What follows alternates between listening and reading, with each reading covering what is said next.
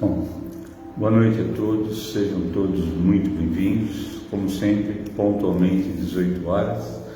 Vamos iniciar o nosso papo de hoje, né? Sempre agradecendo a oportunidade do convite para esse evento da live, né?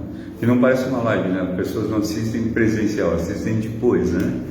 E aproveitando para deixar claro que a nossa ideia, né, não é falar exatamente da doutrina cristã, da doutrina espírita em alguns aspectos, porque já existem outros irmãos, né, nesse segmento aqui das lives, brilhantemente discorrendo sobre o assunto. E sim, nós falamos assim um pouco de outros assuntos que pouco ou quase nada se fala, né, nesse contexto, e que são apresentados para nós, né, no tratamento da espiritualidade no dia a dia, e que talvez conhecer um pouco mais possa nos ajudar no resgate de algum irmão que assim se faça necessário, né? É um tema, hoje nós vamos falar sobre a droga e a espiritualidade. É um tema assim bastante polêmico, porém muito atual e infelizmente cada dia mais atual. Onde pessoas perguntam qual o real efeito das drogas na mente, na consciência do espírito e o que acontece com o drogado após a morte, entre tantas dúvidas que já passaram pela gente, né? Nossa ideia hoje é falar um pouco sobre o efeito das drogas no corpo espiritual e no astral propriamente dito. Essas dúvidas surgem porque algumas seitas, como o Santo Daime, xamanismo, se utilizam de algum tipo de droga, né, que nós chamamos de psicoativa, tipo o rapé da Amazônia, alguns chás alucinógenos, sempre com o intuito de ampliar a consciência espiritual. Esse chá é chamado de ayahuasca, né? Poder do vegetal é um deles. Chá de pessoas que utilizam rituais com a ideia de expandir a consciência e em algum momento abrir a mente, um contato maior com a espiritualidade, mas de uma forma que eu diria assim, artificial, né? Por vezes, as pessoas acabam tentando de tudo para ampliação da mente no caminho do espiritual, e pode ser perigoso, como realmente a gente já constatou muitos casos, e nos levar a caminhos errados.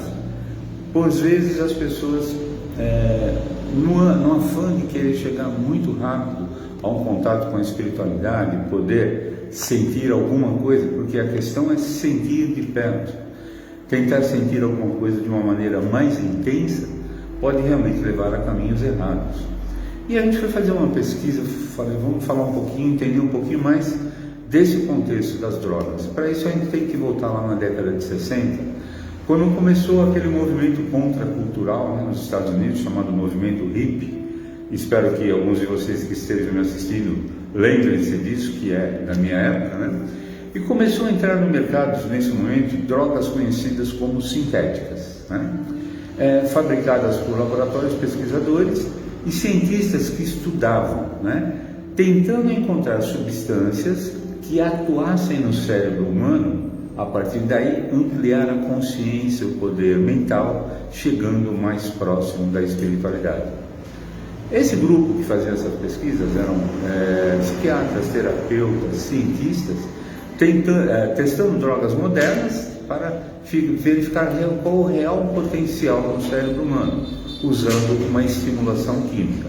Como se seria um processo artificial de se ampliar a consciência humana, chegar-se ao Pai por processo químico. Então eles estavam testando quanto se pode estimular e qual o efeito que isso causa. E até então se classificou como drogas, a partir daí, o álcool, né? Substâncias naturais de plantas alucinógenas e as drogas sintéticas. Cada droga atua diferente, desde depressões até efeitos alucinógenos conhecidos como viagens, né? Então o pessoal toma droga para viajar. No primeiro momento a ideia era se aproximar da espiritualidade. De repente o processo alucinógeno começou a dar outro rumo à história, né? Então, a partir desse movimento hippie que a gente falou, que tinha como direção a liberdade, a música, o uso indiscriminado de drogas, e na época uma das drogas mais comuns era a maconha e o ácido lisérgico. Eles acreditavam que nessas viagens poderiam desvendar os véus, como nós dizemos, que cobrem o olho humano, e chegariam ao mundo espiritual rapidamente. existem coisas que não dá para a gente pular etapas, né? Sobre a minha ótica. Então, não dá para simplesmente apertar um botão e falar com Deus. Eu até brinco com o nosso pessoal aqui que a ligação sempre vem de lá para cá, nunca daqui para lá, né? Quando muito nós fazemos a ligação, fica na caixa postal e a espiritualidade responde se quiser e quando quiser. Então eles realmente tinham esse objetivo de atingir um contato maior com a espiritualidade com muita intensidade e muito rápido, né? E sem o devido desenvolvimento do que realmente dá uma estrutura da fé e o desenvolvimento do mental. O que na verdade levavam ao que cientificamente se chama de estados alterados de consciência. Nada tem a ver com a espiritualidade, né? Os espirituais, os médiuns videntes, têm uma visão realmente aberta, uma visão conquistada, uma visão nata, em alguns casos, mas realmente tem um processo aberto com a espiritualidade. Então, com visões do astral, eles conseguem visualizar os chakras, as auras, e a partir daí ter uma visão de uma outra dimensão dentro de um processo natural. Que quando comparado à visão dessas pessoas drogadas, alucinadas, realmente não tem nada a ver uma coisa com a outra. Ou seja, a droga realmente não atingia o objetivo que eles tinham em princípio, né? E nada batia com a espiritualidade, com os objetivos da realidade do mundo espiritual. Então a pessoa num processo de drogas alucinógenas, você relata coisas fantasmagóricas, cores absurdas, situações absurdas, né? Então concluiu-se que esses eram processos de alucinações dentro da própria mente. Mais uma vez, nada tem a ver com a espiritualidade, que a ciência classifica como distúrbios bioquímicos do cérebro. Então, deixando o indivíduo nessa viagem, no mínimo, sem o seu controle. E pesquisas científicas comprovaram que o uso de drogas destrói neurônios, que são as células mais importantes do cérebro. E essa destruição irreversível, e nos leva ao combate à droga por levar não só ao caminho da autodestruição, mas não destrói só a pessoa, né? Então, não é só uma autodestruição, ela destrói família, destrói todos os contextos sociais, realmente desarticula e desarmoniza todo o processo. Por isso que as drogas são realmente combatidas. E assim, eu fui fazer uma pesquisa, né, com alguns usuários, realmente para ter a minha experiência e poder relatar para vocês. E a pergunta minha inicial era: o que trouxe de bom para você e de produtivo? Você realmente atingiu a elevação espiritual? Muitos realmente não tinham já nem noção disso. Esses do Santo Daime, do xamanismo, ainda têm essa proposta, e foi nesses que eu perguntei, mas realmente, né, absolutamente nada mudou naquilo, exceto um processo de estado alterado de consciência. Aí nós chegamos num ponto importante. Se fosse só um problema químico aqui na matéria, né, fazer o que? Uma questão de escolhas. Mas quando dá passagem, se fosse só aqui, não haveria problema, porque segundo alguns dizem, né, do outro lado na espiritualidade, não existe o cérebro, neurônios como conhecemos. Mas aí é que a coisa muda um pouquinho. Em tratamentos alternativos como a espiritualidade, no caso aqui eu posso dizer para vocês, nós temos um grupo de apometria e temos um guia para tratamento só de dependentes químicos, né? Aparecem espíritos que morreram por causa de drogas, apresentando do outro lado os mesmos sintomas que apresentavam quando encarnados. Então a gente para pensar, se realmente fosse simples assim, passou para o outro lado, acabou, não leva nada daqui, né? Seria uma escolha. Mas nós conseguimos observar que espíritos do outro lado relatam os mesmos sintomas de quando estavam na matéria, né? Aí vem a pergunta: se já não existe mais matéria, não existe mais cérebro, não existe mais neurônios, o que realmente pode ter acontecido com esses seres, com esses espíritos? Por isso existem, né, o que nós conhecemos e vimos até no filme Espírita Nosso Lar, os hospitais astrais, porque após a passagem, por vezes leva-se muito tempo, dependendo das nossas escolhas aqui, para reconstituir o espírito, no espírito que foi danificado nesse plano terrestre. Como assim, Rubens, reconstituir? Exatamente. Porque quando o espírito está ligado ao cérebro encarnado, existe tipo uma simbiose. Nós sabemos que somos seres espirituais numa experiência material, até aí ok. A matéria propriamente dita sem espírito não tem vida, então tem que realmente haver uma integração da espiritualidade com a matéria. Aí esse exemplo da simbiose eu acho que cai bem, né? Então, imagina uma orquídea, né? Uma flor muito bonita, que embora não toque a terra, ela sempre parasita uma planta maior, divide os alimentos e a seiva da árvore e ambas coexistem. Porém tem um aspecto, no momento em que a árvore morrer, a orquídea morre também. Então seria mais ou menos esse processo. O espírito está atuando na matéria e tem que haver o equilíbrio para que realmente, quando se passe para o outro lado, se passe da melhor maneira possível, né? Aí, deixa um exemplo assim mais na língua popular. Imagine um pai milionário, né? E o filho que só vive do dinheiro do pai. E o filho vai fazendo um monte de coisa, um monte de dívida, um monte de coisa errada, e o pai pagando, chega um determinado momento que acabou o dinheiro do pai, ou seja, o pai não tem mais nada, o filho também não tem mais nada. Então, realmente, a ligação que tinha, realmente se acabou, né?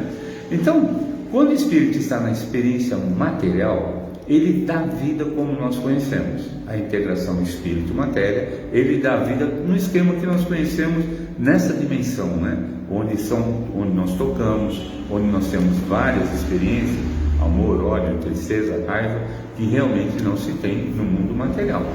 E dividindo esse processo dessas energias, né? Espírito e matéria, ajudando no equilíbrio, tá? Fisiológico da matéria, harmonizando o ser como um todo. E sabemos que somos o que pensamos e somos o que sentimos.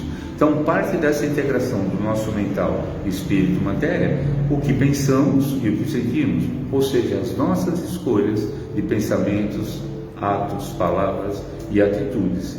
Então, assim, bons pensamentos nos trazem alegria, saúde e equilíbrio. E o contrário também é verdadeiro. Maus pensamentos nos trazem o lado errado da coisa, tristeza, ódio, pensamentos ruins, sofrimento, né? Então, aquilo que a mente cria, o sentimento atrai e a fé realiza. Então, a partir desse processo, o que é criado por nossa mente, por nossas escolhas, nós temos como consequência daquilo, né? Isso, Buda nos diz essa frase, né? E a partir dessa mente das nossas escolhas na matéria ou consciência, o espírito atua diretamente em nosso corpo. Porque imagina assim, se nós fizéssemos uma proporção de 50-50, obviamente hipotético, o espírito tem uma parte e a matéria tem outra. E aí é aquele exemplo do pai. Então a matéria vai se deteriorando e necessitando muito mais do espírito. Então o espírito, para tentar manter o processo na matéria, na encarnação, vai cedendo. O que ocorre, né? Chega num determinado momento que a matéria vai e o espírito se encontra totalmente desgastado, né? Então, a recíproca é verdadeira. Todas as vezes que temos escolhas que prejudiquem o corpo biológico, em nível vibracional, no campo vibratório, também prejudicamos o espírito. Uma vez que existe essa simbiose dividindo as energias vibracionais.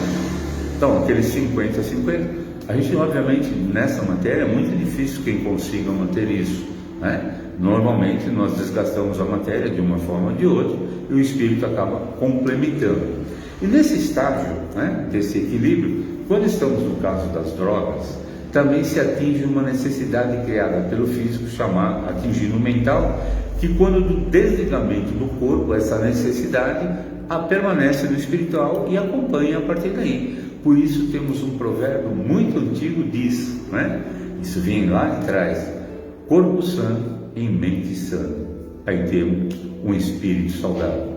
Ou seja, há muito tempo já se sabe que prejudicando o corpo, prejudicamos nossa mente e nosso espírito. Ou seja, qualquer uma das partes que estiverem em desequilíbrio, quer seja o espírito, por qualquer processo, quer seja a matéria, ambos irão sofrer a consequência disso. E com o passar do tempo, fisicamente os resultados aparecem. Então, vai havendo esse desgaste. Então, no físico, você visualiza uma pessoa drogada, o que ocorre? Ela emagrece muito rápido, né? Dores de cabeça, sono intenso ou ausência de sono, gerando um total desequilíbrio físico, alterando diretamente o campo vibracional e, por consequência direta, também o espírito. O corpo físico começa a sugar toda a energia do corpo astral e espiritual, que fatalmente, né, naquela proporção que nós fizemos dos 50-50, também vai se deteriorando.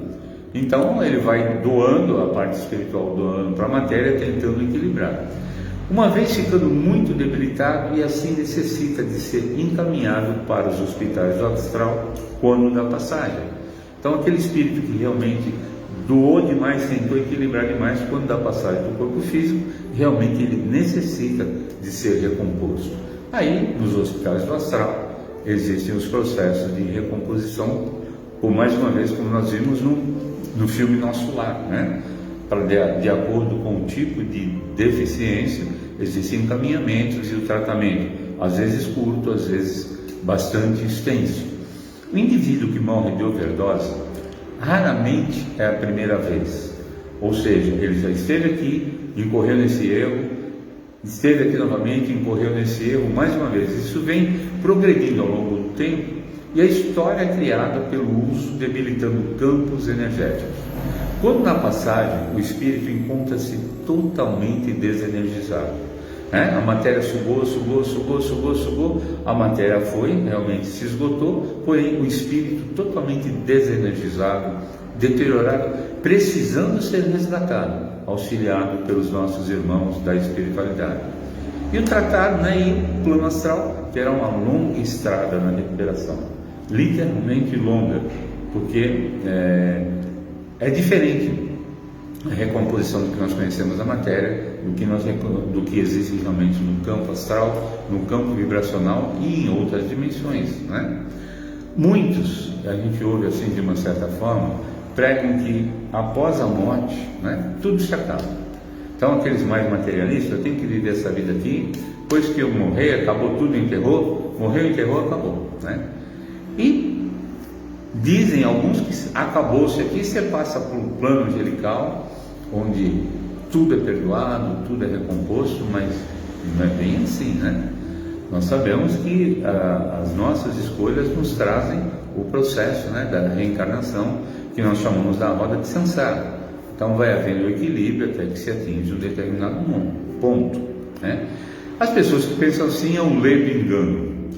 Levamos os nossos méritos de evolução e luz conquistado, com trabalho e dedicação, e partimos daí, né? Então, não é tipo assim, eu faço o que eu quiser, quando eu morrer eu viro anjo. Aquilo que você conquistou de bem, leva-se como mérito, e os nossos não tão bem, ou coisas erradas, escolhas erradas que fizemos, acabamos levando como um demérito, né? E a partir daí a reconstituição espiritual, todo um processo leva um longo tempo para que se realmente resgate aquilo, um espírito equilibrado, pronto para um novo processo de integração na matéria, na Terra, como nós dizemos, né? E assim passamos a ter, né, um mínimo de consciência do quanto o nosso corpo está diretamente ligado ao espírito. Ambos se interdependem na evolução. Você não pode ter muito de um nem muito de outro. Se você estiver na matéria só vivendo a espiritualidade, está errado, porque nós estamos aqui para passar por novas experiências. Porém, não podemos viver só na matéria e também deixarmos de lado toda a espiritualidade. Então, como se interdepende, sempre o caminho do meio, com certeza, é um caminho bem acertado. E nessa interdependência, a saúde física, mental e espiritual, e agora também emocional, é um ponto extremamente importante, tá? Então, na evolução, vamos pensar nesses 4 pontos: saúde física, saúde mental, emocional, que por decorrência disso, fatalmente chegamos à saúde espiritual. Como fazer isso? Com boas escolhas, né? E a tão famosa reforma íntima, né? Nos conhecermos interiormente, procurarmos o caminho da luz, procurarmos o caminho da consciência, e sempre em direção ao Pai. E fatalmente nos afastarmos de todo e qualquer tipo de droga.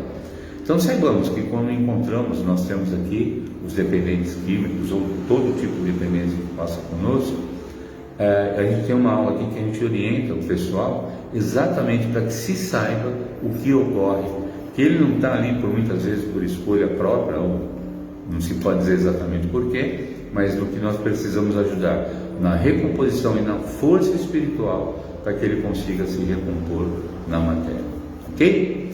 Então vamos trabalhar muito para isso na Terra, uma vida feliz, saudável, preparando para um futuro uma vida espiritual de consciência e luz, né? E lembrando que o amor é sempre a maior base e sempre, sempre, sempre o primeiro passo, tá? E quero deixar aqui o agradecimento aos mentores que nos orientaram e pediram que realmente a gente falasse poucas palavras. O tema é muito vasto, requer uma série de coisas, mas pelo menos para a gente ter uma pequena visão desse tipo de ligação que se tem entre uma coisa e outra, ok?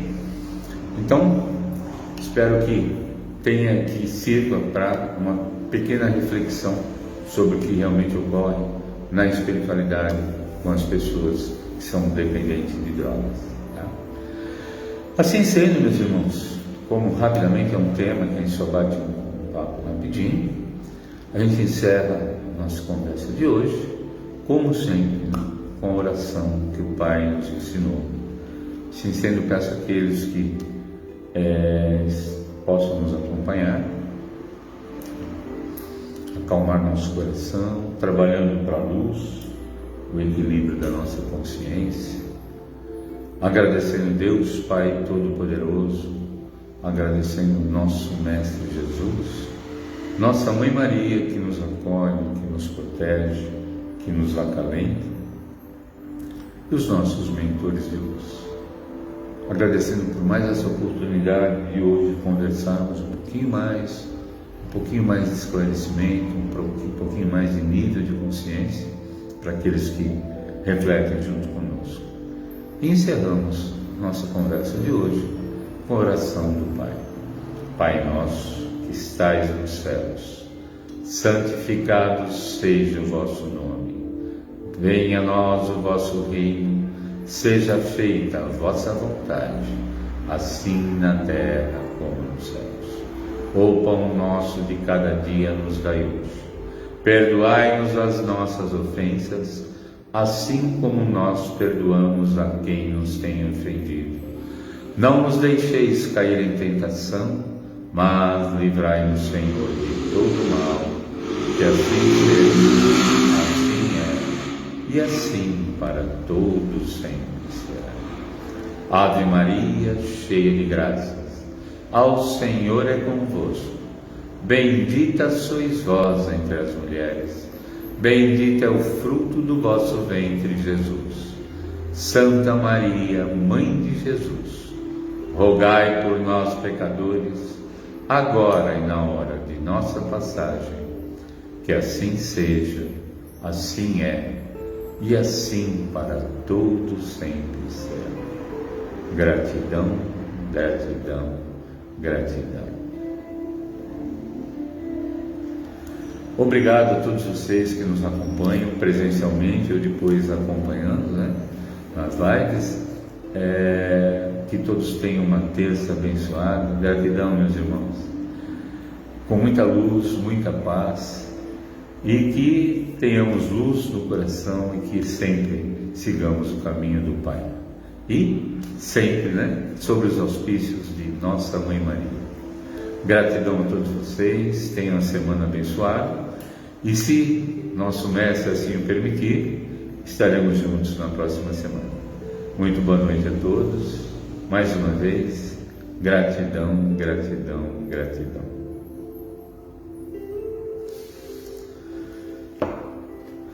É isso aí, gente. Muito obrigado. Valeu, irmão.